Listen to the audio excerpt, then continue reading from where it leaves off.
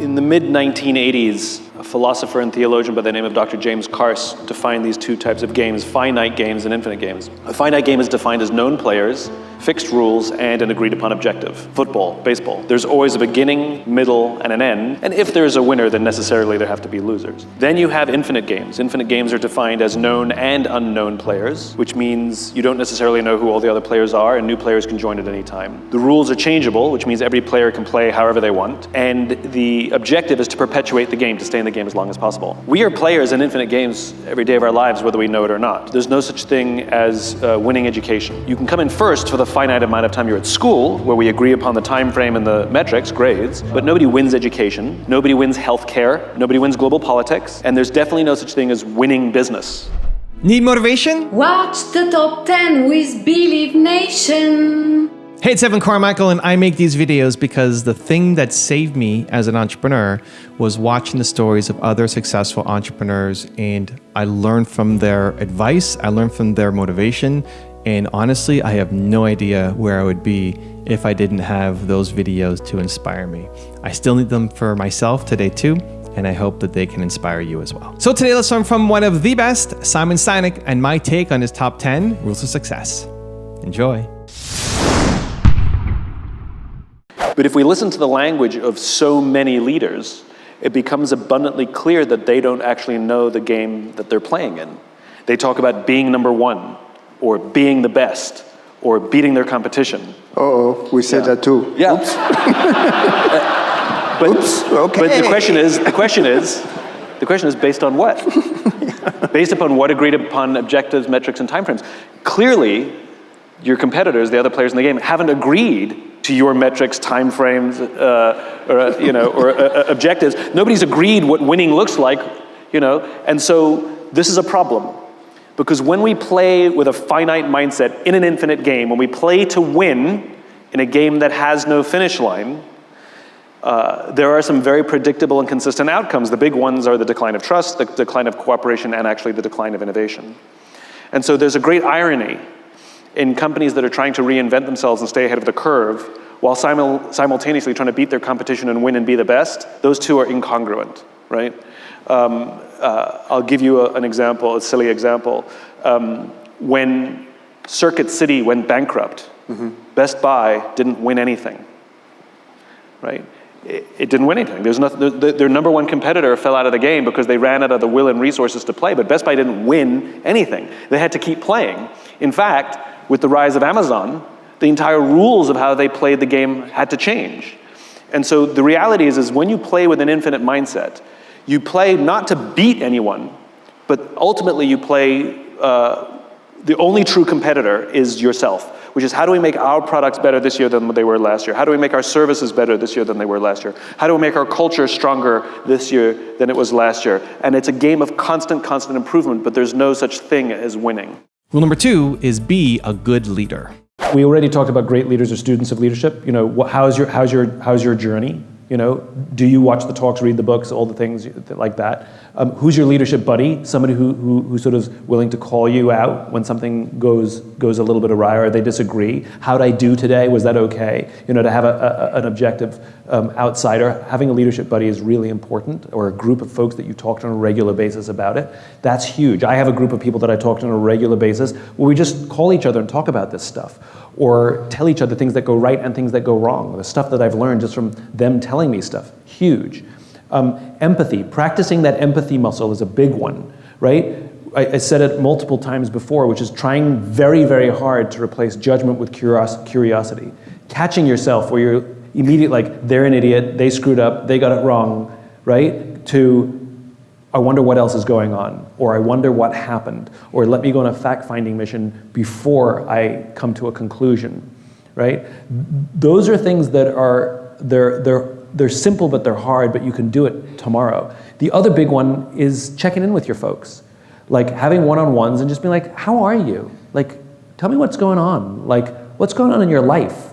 And I know, especially in a paramilitary organization, machismo, guns, all of this kind of stuff, but to have conversations that are a little bit raw, a little bit vulnerable, like people have challenges in their lives. They've got kids who are struggling. They've got kids who are struggling through COVID. They've got family who's sick. Like all of this stuff comes to work, you know? And having safe spaces and just checking in with people. One of the best chiefs that I know, every year he does a listening tour of his whole organization. You could just do it for your team. Where he has hour-long one-on-one conversations just to listen, not solve anything. What can, you know, how's it going? How's the job? What can we do better? And he just listens. And it's this hugely cathartic experience, but he gets tremendous amounts of learning about what he can do better and what the organization can do better, and just knowing his people, like the names of their spouses, the name of their kids, things like that make people feel seen and heard. You could do that tomorrow. Rule number 3 is create a circle of safety. When we feel safe amongst our own, the natural reaction is trust and cooperation. When we do not feel safe amongst our own, the natural reaction is cynicism, paranoia, and self-interest. So the question is, how do you create a circle of safety? As it turns out, the human body is built the exact same way as any organization. If we want to direct the behavior of people inside our organization, what do? We develop all sorts of incentive systems. We give them a target, we give them a goal, we offer some sort of bonus, and what do people do? They work towards the goals that we set. We direct their behavior. It works perfectly effectively. It works the same way with children. We give them gold stars, and we get them to do the things that we want. It works perfectly fine. Inside the human body are certain incentives that work exactly the same way. And if you've ever had a feeling of pride, status, accomplishment, love, trust, friendship, loyalty, all of these feelings that I'll generically call happiness are basically produced by 4 chemicals inside our bodies. They are endorphins, dopamine, serotonin, and oxytocin. EDSO. Every single feeling that we basically know as happiness is controlled by these 4 chemicals. And what they're trying to do is incentivize us to get us to repeat behaviors that are in our best interest. In other words, to get us to cooperate, to get us to trust. It is our natural disposition to want to trust and cooperate, and we're always looking for it, which is why the sense of belonging is so powerful. We're always seeking out people who are like us. We want to be next to people who are like us. Rule number 4 is always ask why. Why do you think Start With Why, that message, you know, and the talks around it, the idea as well as the book, why do you think that resonated so deeply? I think it goes back to being a little kid, right? Like you tell your kids something, you know, whether you're trying to discipline them, you have to do this, or teach them a lesson, or teach them values, or explain how the world works, you know. And what's the first question they all ask? Why? Why? Because, and the worst thing you can say is, because I said so. Correct. You know? They want explanation. And I don't think that ever goes away. I think for some reason as adults, we just either stop asking the question out loud and just accept that for some reason we have to just do as we're told. I think that question is it's an inherently human question. We want to know why. We want to know where we come from. We want to know what our roots are. We want to know why the world works. We want to know why the sun comes up and the sun goes down. You know, like these are not new questions. Yeah, and we're as a species, you know, we're constantly searching for explanation. And the most confounding things are things that seem to lack explanation. Then we have debates. We can't just accept, you know? And so I think when you so publicly ask the question why about a very difficult thing like, why do I do what I do? Why do I get out of bed in the morning? And why should anyone care? Right. I think that pulls on the heartstrings of pretty much everyone. Also, to make sure you're actually taking action after watching this video, I've designed a special free worksheet just for this video. The worksheet will highlight all of the lessons learned in this video, as well as pull out our 3 favorite learnings and quotes that will inspire you to actually do something. The worksheet will also give you space to write down what your key takeaways are and your specific plan of action to make sure you're getting results. If you want the worksheet designed specifically for this video, absolutely for free, there's a link in the description below. Go click on it and start building the momentum in your life and your business. I'll see you there. Rule number 5 is build trust. The question is, how do we create an environment in which our people can work at their natural best? And that is the art of leadership. It's creating an environment in which relationships can thrive, in which trust can thrive. And we all know what it feels like to be on a trusting team, right? It means that we feel psychologically safe enough to raise our hand and say, I made a mistake, or I need help, or I'm having trouble at home and it's affecting my work, or I'm scared, or I don't know what to do.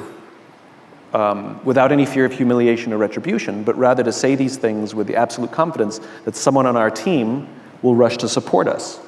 Unfortunately, we also all know what it feels like not to work on a trusting team, where admitting any of those things could hurt your chances of promotion, could hurt your chances of, you could be humiliated.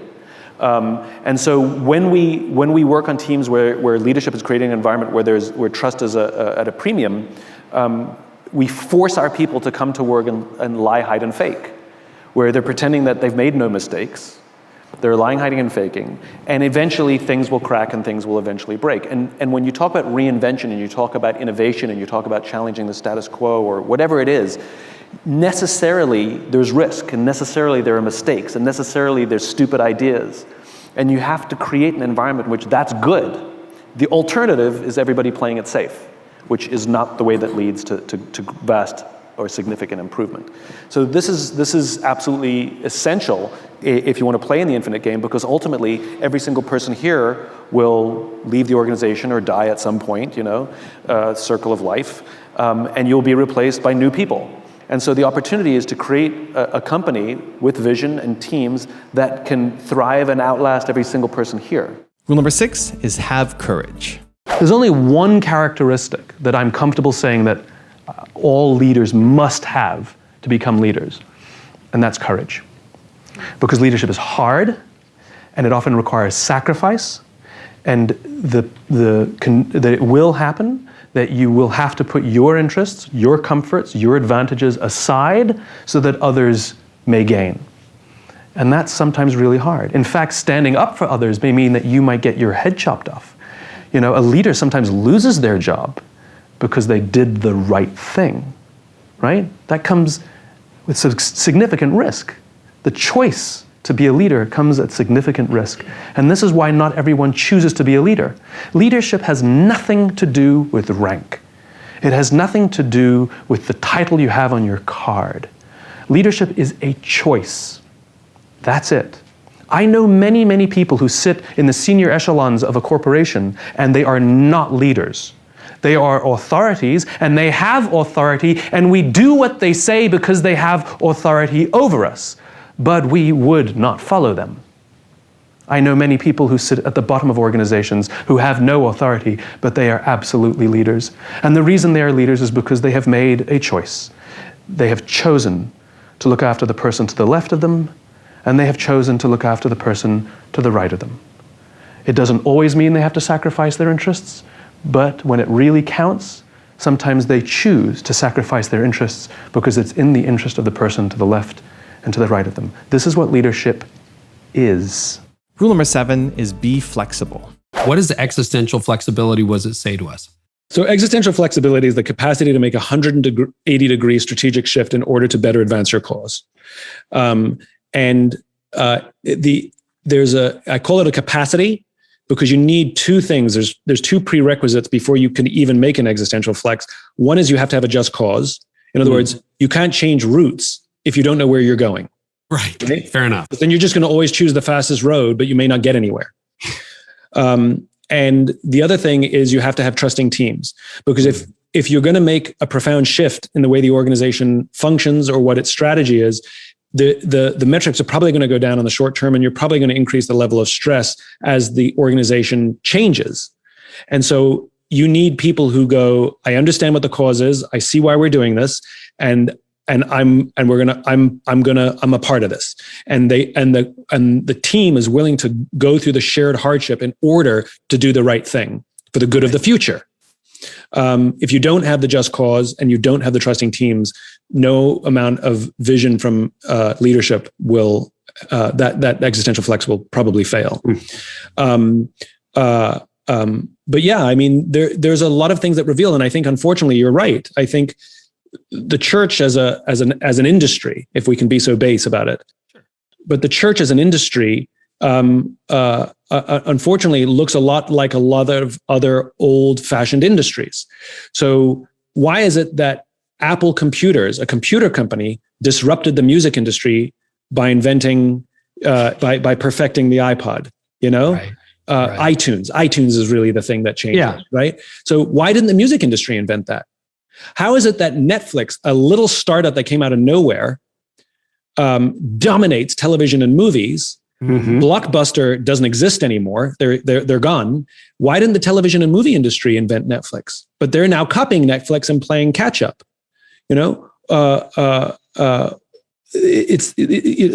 disruption comes from organizations usually outside of your purview, and you see it all over the place. And I think the church as an industry looks a lot like the music industry, the film industry, the music, the television industries, which is, this is the way we've always done it. This is how we got big. This is how we got successful. This is how we spread our message. This is how we know, this is what I know how to do because this is what I've been doing for 10 years, 20 years, 30 years. And so either I'm afraid to change because I only know how to do this, or this made me successful and yet I cannot accept what got me here won't get me there. And I also am, the world around me is changing. Technology is changing, politics are changing, culture is changing, and I can't do what I used to do. Like Sears can't keep sending out catalogs. It's not the world we live in anymore. They were the most innovative company in the world when that was a thing. And so the question is, how do you adapt for the world that we live in? Rule number 8 is focus on people. When we talk about safe, we're talking about psychologically safe. right. Yeah. And you can be psychologically safe and still trip over a cord. That's right. Yeah. So it's a great story. It's I had a business trip to Las Vegas a bunch of years ago, and the client was very generous and put me up at the Four Seasons, which is a lovely hotel. And the reason it's lovely is not because of the fancy beds. Any hotel can buy a fancy bed. It's because of the people who work there. That when you roam the halls and somebody says hello, you get the distinct feeling that they wanted to say hello, not that they were told to say hello. We're highly attuned social animals. We can tell the difference. I mean, it's your idea of being the Nordstroms. It's like people can tell the difference whether they're forced to give good service or they want to give good service. Anyway, they happened to have a coffee bar at the Four Seasons in Las Vegas. And one afternoon, I went and bought myself a cup of coffee. And the barista working that day was a kid named Noah. Noah was funny and engaging and charming. And I stood there for far too long just to buy a cup of coffee. And so, as is my nature, I asked Noah, do you like your job? And without skipping a beat, Noah said, I love my job. Now, in my line of work, that's significant, because like is rational, right? I like the people, I like the challenge, I get paid well, I like my job. Love is emotional, it's a higher order connection. Like, do you love your wife? I like her a lot, right? It's different. Right. It's not the same, right? So Noah said, I love my job. So immediately my ears perk up. This kid has an emotional connection to his job. So I followed up and I said, can you tell me specifically what the Four Seasons is doing that you would say to me, you love your job? And without skipping a beat, Noah said, throughout the day, managers will walk past me and ask me if there's anything that I need to do my job better, anything they can do for me. Not just my manager, any manager. And then he said, I also work at Caesar's Palace. And there, the managers walk around and just catch us when we're doing things wrong. There, they're just trying to drive performance. He says, there, I just keep my head below the radar. I just want to get through the day and collect my paycheck. And then he said something magical. He said, only at the Four Seasons do I feel I can be myself. So think about that for a second. This is the exact same human being, right, in two different jobs, and yet our experience of him will be profoundly different, not because of him, but because of the leadership environment in which he works. In one experience, it'll be amazing. In one, it'll be terrible, right? That's it. And I think so often, I hear this all the time, leaders ask, how do I get the most out of my people? Well, people aren't a towel. You don't wring them out, right? How do I get the most out of them? It's a flawed question when it comes to leadership. The question is how do I create an environment in which my people can work at their natural best? And the Four Seasons has figured that out. Right? It's by giving him agency It's by giving him control to do the job that he wants to do the way he wants to do it, and checking in to make sure that leadership isn't there to do his job for him or to overly control, but to offer guidelines, but also offer support. And the same goes in any profession. You can take a cop in one agency who will be high-performing, a valuable member of the team, a valuable member of the community because of the culture. You can change the agency they work for, and they can be a terrible member of the team because of the leadership environment in which they work. Rule number 9 is have integrity. It's really easy to be honest. Just tell the truth. And if you tell the truth on a regular basis, we will say you have integrity. That's all it means. These are really basic concepts. So for example, if somebody calls and a secretary picks up the phone and says, Dave's on the phone, and you say, tell him I'm not here. You've just sanctioned lying inside your organization. That's what you've done. You have said that when it suits you, even if these lies are small, you may tell lies. That was dishonest. I went to visit Quantico Marine Base, where the Marine Corps selects their officers. And on the day I was there, true story, I was waiting in a conference room for the colonel in charge of OCS to come and give us a briefing on the base about OCS, about the selection process. And he arrived late. Marines don't ever arrive late. And he showed up late. He came in and apologized. He said, I'm sorry, we've had an incident with one of our Marines. So I go, what happened? You know? He said, well, we're considering throwing him out of OCS, which means throwing him out of the Marine Corps. And I'm thinking, what law did he break? What did he do? So I said, what did he do? And the colonel said, he fell asleep on watch. And I said, that's it? He fell asleep on watch in the woods of Virginia. You know? I'm like, you guys are tough. He said, and then he explained. He said, no, you don't understand. He said, when we asked him about it, he denied it. When we asked him about it again, he denied it again. And only when we gave him irrefutable proof did he say, quote, I want to take responsibility for my actions.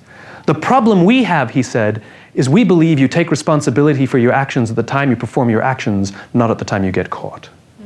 We have another Marine who fell asleep on watch. He admitted it. He got punished. We have no problem with him.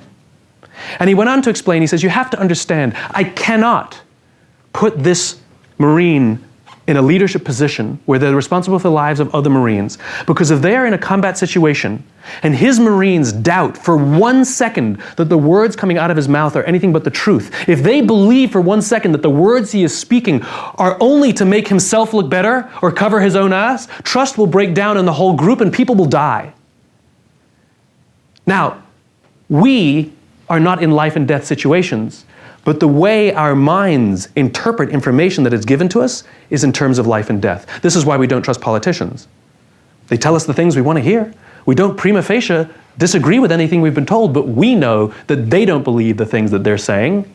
And so we as human beings, we're very, very smart, and this is always ingrained in us. We always make sure just to keep a safe distance from anybody who we don't believe is honest, because if we were to find ourselves in a life and death situation with them, you know what, if I had to gamble, I'm gonna say, won't go with them. When someone is honest, they're willing to tell us good news, they're willing to tell us bad news, they're willing to be upfront with them. Even if it's news that we don't want to hear, even if it's not in our interest, we're okay with it. We actually trust them. Hey, listen, I gotta be honest with you. Your performance has been really bad these days. I love this, we're always taught to give sandwiches. Give them the good news before you get to the bad news, right? So give them something general and generic that they don't believe anyway. Hey, you're really smart. And on this one project that you did that you really it's really specific when they give us the negative, right? In other words, we didn't believe the positive in the first place. We knew they were just biding their time to get to the negative. Honesty. And rule number 10, the last one before some very special bonus clips, is learn from your rivals. We keep referring to others in our space as competitors. But the problem with the idea of a competitor is a competitor is someone we set out to beat, right? And so it's setting up the wrong mindset. Rather, we want to have rivals who are worthy of comparison, and their strengths reveal to us our weaknesses. And by learning our weaknesses, we learn where we can improve. Because remember, the infinite game ultimately is a game of constant improvement. There is no such thing as best. There is only better. That's all there ever is. But if you don't know your blind spots and you don't know where you're weak, how can you improve? That is the value of the other players in your industry. That is the value of the other people on your own team. You can have a worthy rival that you work with. We've all worked with somebody that we hate, that everybody else likes, and they got a promotion and we were pissed off, right? The odds are really high that they have some talent or ability that is revealing to us a weakness that we have, and it's so much easier to hate them than to take a hard look at ourselves in the mirror and then work on whatever we see, right? You don't have to like or agree with your worthy rivals, but you have to be grateful for their existence, and we have to work on the things that it reveals. You have to have worthy rivals, and you get to pick them. So let's be crystal clear. What vulnerability is actually requires strength to do. It requires unbelievable strength to come into a meeting and say, I'm struggling with this COVID thing. I'm not sleeping, and I fear that I'm not there for you guys, and I'm not sure what to do. I mean, that requires unbelievable strength to be able to say that to someone. And so let us call it strength to be vulnerable, not weakness to be vulnerable. If we are receiving feedback that we're not being vulnerable, then maybe it's true. And maybe our team is what they're really saying is, please lead us, because we feel that you're not leading us. I mean, I think that's an indication. And if you don't know how to do it, ask for help. Call people up and say, I know I need to do this, and I don't even know the first thing to do. And start small. You don't have to go crazy. And being vulnerable doesn't mean, like you're talking to your therapist in a meeting. It doesn't mean letting it all out. It doesn't mean broadcasting everything. What it means is being honest about the daily machinations. It's totally fine for a leader to say, I don't know what the future looks like. I have a vision. I think I know what it takes to get there, but I know I can't do it alone. I know it's going to take all of us. I think a very, very easy dipping your toe into vulnerability is COVID. To say, I've never gone through anything like this before. And there's a side of me that's kind of figuring it out as I go along, and I need your help and I need your patience. To dip your toe, it's an amazing opportunity COVID has offered, because nobody thinks you're weak saying, I don't know what's going to happen. They think you're being honest. So I think you need to start experimenting, and you need someone preferably in the company who you trust, who can give you guidance. In other words, to call them up afterwards and say, how did that go? You need spies to say, is that being well received? Was I okay? Yeah.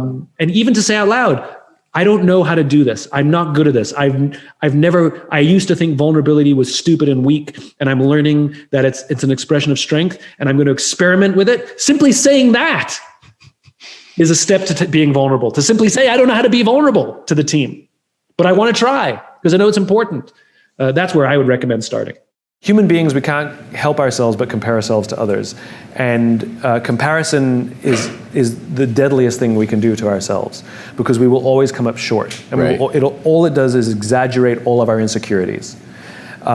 It's okay to enjoy other people's success, but you let them live their lives and you live your life. Oh, and by the way, they're curating their social media. That's not really their life. And so you're making decisions based on how you feel, based on their curated things. I know, I've talked to so many millennials. I know somebody who's out of work, really depressed, and yet she goes and does all these things so she has the appearance of this amazing, successful life. And so now she may be making those decisions based on what her friends, who knows what sort of weird, twisted, exaggerated, circle of depression this is forming. So go back to the rules of the infinite game. Your friends are there to admire. Your friends are there to say, God, I'm so happy for them. What are they doing that I can learn from? I'll give you an example. So we can all fall into this trap. So, in my business, authors and speakers and folks like us, we're all comparing ourselves to each other, and sometimes it can get silly and competitive. And there was, sometimes I go on Amazon and I check the rankings of my books to see that I still have a job. And now and then there was this one author who I hated for no reason. He's very smart. His work's incredibly good. He's incredibly well respected. I respect him, but I hate him. And I would check the rankings of his books. And when I was ahead, I'd be like, yes. And when he was ahead, I was like, right? It would drive me crazy. And I had this weird abstract competition. Same thing, right? Social media happened to be Amazon rankings. Right. And I would check in all the time. I'd always check in, mine, his, nobody else, just mine and his. Anyway, we were, I was at an event and we were interviewed together on the same stage. And the interviewer decided to let us introduce each other. So I went first. I had to introduce him. And this is what I said. I looked at him and I said, you make me very insecure. I said, because all of your strengths are all of my weaknesses. And every time I see you do well, it just reminds me what I'm bad at. That's how I opened up. He turned to me and he said, funny, I feel the same way about you.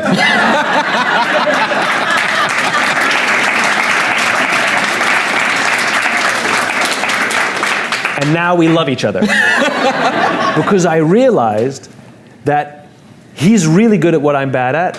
So by me getting to know him and really learning to love him, I'm realizing I'm getting better at those things. And I'm taking more pride in the things that I'm good at rather than thinking I have to be good at everything he's good at, right? So it's healthy to grow our own strengths and rather than be intimidated by the strengths of others. When it's an employee market, I think it sends a message to us that we took a lot of things for granted. You know, people need jobs. We can pay them fairly. We don't have to pay them better than sort of middle. You know, the kinds of things that we can offer them become secondary because we have all the cards, we have all the power, and so I think one of the things it forces us to do is to start looking at what people get from work. The nature of work has changed over the course of decades. Work wasn't the place that we had our sense of belonging. People, if you go back to the 50s or 60s, work was a place you made a living. And you had your sense of belonging and community from literally your community. People were much more active at church. We went to bowling leagues. We were members of Shriners clubs and volunteer groups. Like we had strong senses of community and belonging outside of work. And over the course of the years, those things have sort of blended. We've seen less engagement in church. The bowling leagues have all but disappeared. And now people are demanding things that they never used to demand from work. Things like belonging, things like what am I being a part of? Like that my personal purpose has to be intertwined with the organization. And so I think companies can start to really look at themselves and say, do we actually have a purpose that goes beyond our financial results? Do we actually have a purpose that people can feel a part of? Do we have metrics that help people see that we're making progress in things other than what we're offering a shareholder or what the bottom line is producing? Are our incentive structures promoting things like teamwork? Is our training going to give you skills like how to communicate and how to listen that will benefit you, of course, at work, but you'll have a better relationship with your spouse and your kids because of what you're learning from your work. And when we're sitting down and talking to people and interviewing and advertising our jobs, are we saying, come work for this great job, lots of opportunity, upward mobility, get a great salary? Or are we saying, we want to make you a better version of yourself? And start looking at some of alternative things that people used to get outside of work that they want from work now. That are we actually building that into our work-life culture? And I say work-life culture as if they are one thing. So I think we can actually. It starts quite frankly by listening, which is call the people who have left and say, "Can you tell me not why you left? Can you tell me what you're leaving for? What are you pursuing?" And then everything they say, don't have an answer. Don't say, well, we already do that. Don't try and fix something. Just say, go on, tell me more. I don't understand. Go on, tell me more. And really get a full picture of what's going on in people's lives and what their ambitions and dreams are. Because I would bet money that that a lot of the things that people feel like they're lacking, that they're looking for, that they're searching for, probably at least some of it, we could help them find at work. But the problem is we don't promote those things. Even in our recruitment ads, You know, why don't we start talking about our vision, our mission, and how we help people grow before we talk about upward mobility, salary, and where you want to work? So I think we can start looking at some asymmetrical things that we didn't used to look at, quite frankly. They've always been there. We just didn't need to look at them. Let's be crystal clear what a trusting team is. We've all been on one in the past, and I hope you're on one right now. We've all been on trusting teams where we have psychological safety to say out loud, I made a mistake, or I need help, or I don't know, or I've got some stuff at home and I'm struggling and it's affecting my work product, and I need help, without any fear of humiliation, retribution, or that it'll affect your promotability. That's what being on a trusting team is, and that's what we have to build for the people who work for us. Not being on a trusting team, we've also all been there, unfortunately, where we're afraid to say, I made a mistake. We would never say, I don't know something or don't understand something. We would never ask for help because we're either going to get humiliated publicly or we're going to affect our promotability. And the opportunity to build trusting teams is what leadership is all about. That's where the strength of culture comes from. So yeah, it's essential to building any kind of business, short-term or long-term. But definitely a long-term company, for sure. And all the stuff you talk about, challenging and pushing boundaries, means if you're pushing boundaries and you're thinking big, you're going to fall a lot. It happens. There's no such thing as innovation without experimentation, and experimentation inherently requires failure. And I think a lot of companies that are too finite-minded, they fear failure. They fear, well, let me restate. I actually don't like the word failure. You know, you hear it a lot, which is, we have a fail-fast culture, I think the problem with the word failure is it's like the word cancer, which is there's a huge difference between stage 4 liver cancer and melanoma, and a mild melanoma. But they're both called cancer. That's the problem. And there are failures which are minor and overcomable, and there are failures that are catastrophic. But the problem is they're both called failure. I like the word falling.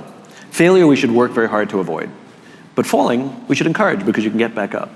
I know of one large gaming company, and I love this, that they don't have parties when they hit their goals. They have parties when they fail. They have parties when a game is a complete blowout, because they're trying to acculturize being comfortable with missing a goal or complete abject failure.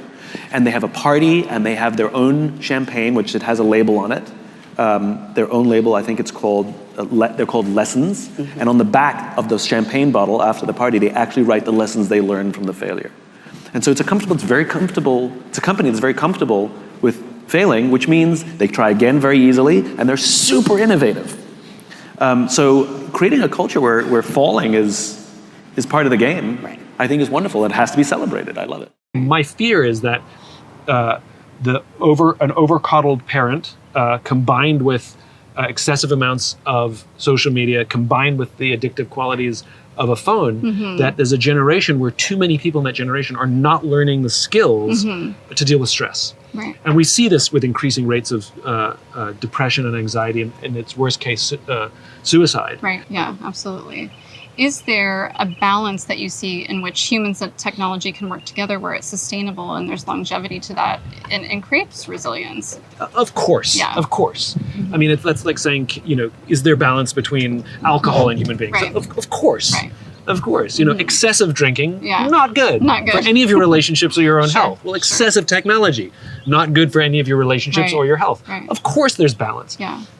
And it's about being responsible. We know that other dopamine releasing things like gambling or smoking or alcohol, that we have laws to help us, but we also know that there's a responsibility that comes with those things. But we don't really talk about the responsibility that comes with technology. Right. We've all felt it. You're out with a friend and they're on their phone the whole time. It doesn't feel good. Right. You wake up in the morning and the person you live with, checks their phone before they say good morning to you. It doesn't feel good. You're out with a friend, they pull out their phone, you feel stupid, so you pull out your phone. It doesn't feel good. Right. And so it's, I think we have to learn the skill to balance these things, because it's a gift to our friends. It's a gift to the people we love. It's not even a selfish thing. It's a service. Right. So we start to see learning to find balance of technology in our lives as a service to the people, so they feel loved, so that they feel that we're present with them. Right.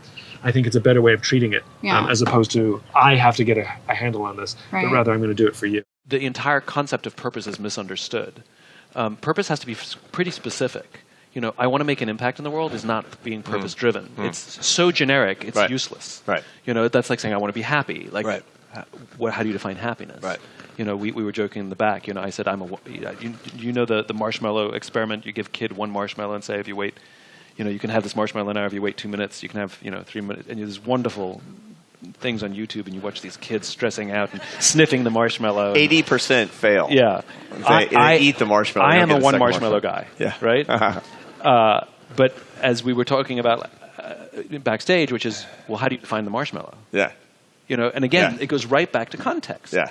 And I think we're talking about a much bigger issue, which is our world has become so much more binary. Right, wrong, good, bad, left, right, you know, everything's become black and white. And the reality is our world, how we actually exist in it, our relationships, our relationship with work, even our relationship with ourselves, what happiness means, it's all pretty gray. And yet we want everything to be crystal clear, and we want switches. We want to turn it off, and we want to turn it on. Right. And what I can't help but think, and I'm curious because you're with your students, which is, you know, context and narrative matter so much that when all they're doing is trying to prevent their unhappiness, what they're actually doing is talking only about unhappiness. Right. Which then perpetuates unhappiness. Yes. And we are very suggestive animals, even to ourselves. Yeah. Like, we can talk ourselves into pretty much any feeling we want. And I wonder if it's not the pursuit of happiness that's failing, I wonder, but rather the obsession with the unhappiness that's reminding us constantly of how unhappy we are, so that any strategy, even if they're all the right strategies from, you know, the self-help course that I took in the book that I read, they're actually good. It's actually good advice that is destined to fail. There are many stories of people who, when the odds were against them, whether they came from extreme poverty or abuse, rose up to have successful and happy lives, right? And when we read about them or talk to them or meet them or hear interviews from them, they talk about mindset. They talk about, my mother taught, usually the mother, like my mother taught me that to never be a victim. My mother taught me that I was capable of anything. And so they had a mindset, where some people have a victim mindset, and then that's the life they continue to live. Some people have a different mindset, and it can lift them out of what we would consider unprivileged circumstances, right? So, it makes me question then, is mindset a privilege? And we both know people that have every privilege afforded to them, every one of them. And yet, for whatever reason, their mindset is the wrong one, and they can squander all of that opportunity, all of those advantages that they've been afforded, and make a mess. So I question whether mindset is a privilege. There are a lot of privileges in life. Mindset, I think, is one of the ones that is there for the taking.